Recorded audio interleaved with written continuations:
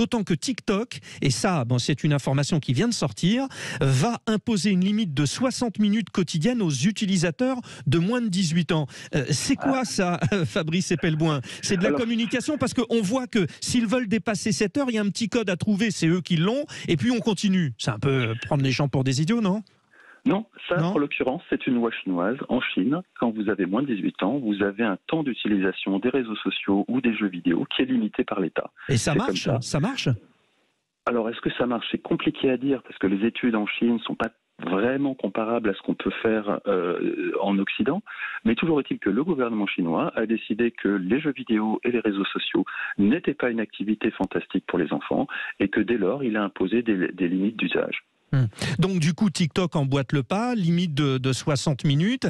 Alors, il dit aussi, passer 1 heure de consultation, donc l'adolescent devra entrer un mot de passe, et ce qui l'amènera à prendre l'initiative de prolonger. C'est ce que vous disiez finalement, c'est un petit peu l'apprentissage de la consommation du réseau social.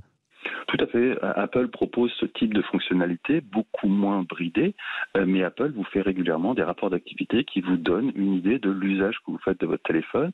Là, on est dans la transposition d'une loi chinoise et donc une fonctionnalité qui existait depuis longtemps dans la version chinoise de TikTok, qui est assez différente de la version occidentale de TikTok et qui bride l'utilisation à 1 heure par jour ou plusieurs heures par semaine. C'est quelque chose qui est très intéressant d'un point de vue géopolitique parce que c'est l'éruption dans le monde occidental de règles d'utilisation qui sont issues quand même d'une dictature.